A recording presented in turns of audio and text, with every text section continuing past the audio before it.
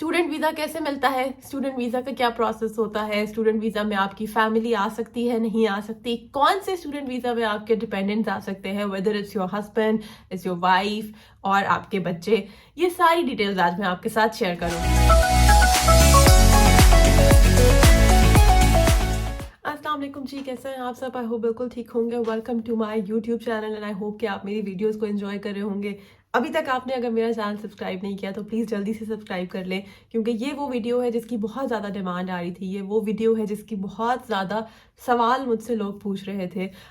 ज़ाहिर है बहुत सारे लोग मुझे वैसे इन पर्सन जानते हैं, मेरे प्रीवियस कलीग्स हैं, मल्टीपल जगहों पे मैंने काम किया है, बहुत सारे स्टूडेंट्स हैं। सो बहुत सारे लोग हैं जिनके पास ये सारे सवाल थे, जिनके जहनों में ये सारे सवाल अब भी बाकी हैं।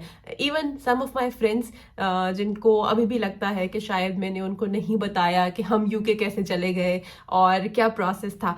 सो आज आप देख सकते हैं कि सारे डॉक्यूमेंट्स, पासपोर्ट्स, वीज़ा डिटेल्स सब चीज़ें लेके मैं बैठ गई हूँ और फाइनली मैंने इस वीडियो के लिए सारी कलेक्शन जमा कर ली है और आज मैं आपके उन सारे सवालों के जवाब दूंगी। इस वीडियो में मैं आपको उन सारी चीज़ों को, उन सारी मिथ्स को क्लियर करके बताऊंगी कि वो क्या चीज़ें हैं जो इस प्रोसेस के लिए आपको चाहिए, वो क्या चीज़ें हैं जो सवाल आप मुझसे वन ऑन वन पूछते हैं, मुझे मैसेज करते हैं मेरे फ्रेंड्स, बहुत सारे लोग। लेकिन अब मैंने ये चीज़ रियलाइज़ की है कि बहुत सारे लोगों की यही रिक्वायरमेंट है और बहुत सारे लोग इसी बारे में जानना चाहते हैं। सो फाइनली आज मैंने बहुत अरसे से मैंने, क्योंकि 5-6 दिन पहले मैंने आपसे प्रॉमिस किया था कि मैं ये वीडियो बनाऊंगी और फाइनली मैंने आज टाइम निकाला है और आज मैं ये वीडियो शूट कर रही हूँ। ये वीडियो थोड़ी लंबी होगी, जाहिर है, क्योंकि इसमें डिटेल्स हैं और जिस वीडियो में डिटेल्स होती हैं उसमें आपको टाइम लगता है। So first of all I would like to request you कि अगर आपने अभी तक चैनल सब्सक्राइब नहीं किया तो आप जल्दी से सब्सक्राइब कर लें और आराम से तसल्ली से बैठ जाएं, बिकॉज इस वीडियो में आपके सारे सवालों के जवाब हैं। ये वो वीडियो है जिसकी बहुत ज़्यादा डिमांड है और पहले मुझे लगता था कि शायद ये इतना ज़रूरी नहीं है या ये तो बहुत आसान है तो सबको पता होगा, या फिर लोग समझते हैं अगर आप ऐसी चीज़ें उनको एक्सप्लेन करें कि शायद आपका कोई पर्सनल बेनिफिट है या आपको कोई पैसे मिल रहे हैं या फिर आप चले गए हैं तो आप बताना नहीं चाहते एंड थिंग्स लाइक दैट। तो नहीं, ऐसा कोई मसला है। अगर कोई चला गया है तो किसी दूसरे को बताने से उसके ज़ात पे कोई असर नहीं पड़ता, फर्स्ट ऑफ ऑल। सेकेंडली, अगर आप भी आना चाहते हैं so you just need few things जो ड्यू प्रोसेस के लिए रिक्वायर्ड है, दैट्स इट। इससे ज़्यादा ना कोई आपके प्रोसेस को रोक सकता है और ना कोई आपके प्रोसेस के अंदर जाके कोई डेवलपमेंट में अपडेट कर सकता है आपको। सो जो चीज़ें हैं वो तो आपने करनी ही करनी है। So let me tell you कि सबसे पहले कॉपी पेन निकाल लें और सारी डिटेल्स आज नोट कर लें, बिकॉज मैंने भी सारे पॉइंटर्स जो है ना वो प्रिपेयर करके इस वीडियो के लिए रखे हैं और इस वीडियो को आपने डिटेल से देखना है। इस वीडियो को अगर आप फॉरवर्ड करके देखेंगे तो शायद आप कोई चीज़ मिस करते हैं और लेटर ऑन आप समझें कि जी मैंने आपको नहीं बताई। सो मैं आपको कंप्लीट प्रोसेस शेयर करूंगी। मैंने हार्डली 2 मंथ्स से भी कम टाइम में ये प्रोसेस किया था। इनफैक्ट जब मैं ये प्रोसेस कर रही थी तो मेरे दिमाग में भी आपकी तरह बहुत सारे सवाल थे, बहुत सारी मिथ्स थी कि शायद ये प्रोसेस नहीं होगा, इनकम्प्लीट रह जाएगा, या बहुत सारे और प्रोसेस जैसे वीज़ा के बारे में हम पाकिस्तानियों की एक सर्टेन ख्याल होता है कि जी नहीं मिलेगा, हमारे पासपोर्ट के ऊपर कहाँ से हमें 2 महीने में वीज़ा मिल जाएगा और फिर स्पाउस वीज़ा भी मिल जाएगा, क्योंकि बहुत सारे लोग, बहुत सारी फैमिलीज पाकिस्तान में सालों से इंतजार कर रही होती हैं कि जी उनके स्पाउसेस उनको वीज़ा नहीं सेंड करें। तो वो एक अलग कैटेगरी है, उसका एक अलग इशू है, उसका एक अलग मसला है। तो वो सारी चीज़ें देख के सोसाइटी में हम भी ये सोच रहे होते हैं कि शायद हमारा प्रोसेस इतनी जल्दी कैसे हो सकता है। एनीवेज, शुरू करते हैं और मैं आपके साथ शेयर करती हूँ वो सारी डिटेल्स कि हमारा जो प्रोसेस है वो कैसा था, उसमें क्या डिटेल्स थी, क्या रिक्वायरमेंट्स हैं, और अगर आप स्टूडेंट वीज़ा लेके आना चाहते हैं तो किस कैटेगरी में आप आएंगे, किस कैटेगरी में आप यहाँ पे काम कर सकते हैं, किस कैटेगरी में आप यहाँ सेट हो सकते हैं। अगर आपको लगता है कि आप जाएंगे और रात दिन के अंदर अंदर आपको रेजिडेंसी मिल जाएगी, बहुत सारे लोग, अभी मैंने कुछ रिसेंटली सुना है कि जी some of my friends are saying कि पता नहीं हम फॉर फ्यू ईयर्स यहाँ पे हम टैक्स पे करेंगे and we'll get the residency staff. ऐसा नहीं होता। सो इस तरह की मिथ्स जो है वो अपने दिमाग से सबसे पहले आप निकाल दें। ऐसी जो फजूल ख्याल आते हैं सबसे पहले आप उनको निकालें। अगर आप अपना फ्यूचर बनाना चाहते हैं, अपने मुस्तकबिल के लिए आप अच्छा सोचते हैं और आप यूके आना चाहते हैं, यूके अगर आपकी प्रायोरिटी है या इसको आप चूज करना चाहते हैं, whatever the reason is, आपके रिलेटिव्स हैं, फैमिली है, डेफिनेटली जहाँ आपकी फैमिली होती है वहाँ आपके लिए थोड़ी आसानी हो जाती है। अदरवाइज नई जगह में जाके आपको बहुत सारी चीजें बहुत मुश्किल होती है उनमें, तो बहुत सारे मसले होते हैं। इसलिए अगर आपने यूके चूज किया है तो this is the right video, this is the right channel, आप सही जगह पे आ चुके हैं। और अब मैं आपको बताऊंगी सारा प्रोसेस कि आपने करना क्या है। सो जी स्टार्ट करते हैं। बिस्मिल्लाहिर्रहमानिर्रहीम। If you are interested in student visa, और अगर आप मास्टर्स करना चाहते हैं, अंडरग्रेड की बात हम नहीं करेंगे बिकॉज अंडरग्रेड में एक डिटेल है, अंडरग्रेड के साथ आपके स्पाउस वीजा वगैरह अटैच नहीं होते और वो जाहिर है उसके वीजा का जो ड्यूरेशन होता है वो लंबा होता है, नो डाउट। मगर हम बात करेंगे पोस्ट ग्रेजुएशन की। तो जो सीनियर लोग हैं, जो एक्सपीरियंस्ड लोग हैं, जो मेरे कलीग्स हैं, मेरे एज फेलोज हैं, मेरे स्कूल फेलोज हैं और मेरे फॉलोअर्स हैं, मेरे फैंस हैं, प्रीवियसली मुझे जो भी ऑर्गेनाइजेशंस में फॉलो करते रहे हैं, जो मेरे रेडियो से मेरे फैंस हैं, जो मुझे वहां से सुनते रहे हैं, उन सब के लिए अगर आप मास्टर्स करना चाहते हैं और आप यूके आना चाहते हैं, so this is the right video for you. तो मैं आपको बताऊंगी कि जी सबसे पहले तो आप अपने लिए सिटी चूज करें कि किस सिटी में आप जाना चाहते हैं। बहुत सारे लोगों की प्रायोरिटी होती है सर्टन सिटीज की। इंग्लैंड का नाम सुनते ही सबसे पहले आप सोचते हैं शायद लंदन, लेकिन अगर आप लंदन जाना चाहते हैं तो फिर आप लंदन की यूनिवर्सिटीज पे फोकस्ड रहेंगे, जस्ट लंदन की यूनिवर्सिटीज पे आप फोकस करें। लेकिन उसके लिए आपके बजट को भी आपको देखना पड़ेगा। सो जो आपका बजट है अकॉर्डिंग टू दैट आप अगर अपनी सिटी चूज करेंगे तो आपके लिए ज्यादा आसानी होगी। जैसे जैसे आपकी कंट्री है उसके साथ साथ आपके सिटी पे भी आपका बजट वेरी करता है। जैसे ऑस्ट्रेलिया का बजट डिफरेंट है, कनाडा का बजट डिफरेंट है और यूके के लिए आपको एक डिफरेंट बजट चाहिए। उसी तरह अगर आप मास्टर्स के लिए अप्लाई करें तो चले, अगर इन केस में सिर्फ आपने अपनी बात करती हूँ तो मैंने आफ्टर स्कॉलरशिप ऑलमोस्ट 20 लाख, अगर हम पाकिस्तानी में पैसों में बात करेंगे तो ऑलमोस्ट 20 लाख रुपीज मैंने ड्यूज पे किए होंगे अपने। सो द थिंग इज कि अगर आपकी फीस आपको मिल जाती है विद इन 10 to 15,000 पाउंड्स तो वो एक रीजनेबल एडमिशन है आपके लिए। फॉर एग्जाम्पल सबसे पहले आप अप्लाई करेंगे मल्टीपल यूनिवर्सिटीज में। जब आप यूनिवर्सिटीज में अप्लाई करेंगे उसके बाद आपको आएंगी कंडीशनल ऑफर्स। जब आपको कंडीशनल ऑफर्स आएंगी तो उनके साथ आपको मल्टीपल डिटेल्स आएंगी। उन डिटेल्स में आपने क्या करना है, उन डिटेल्स में आपको पता चलेगा कि आपको कितनी बैंक स्टेटमेंट चाहिए, आपको कितने अरसे का कोर्स मिल रहा है, आपकी कितनी ड्यूरेशन होगी, आपके ड्यूज कितने होंगे और उस ड्यूरेशन पे डिपेंड करेगा आपका वीजा। जितना कोर्स होगा, जितनी कोर्स लिमिट होगी उतना आपका वीजा होगा।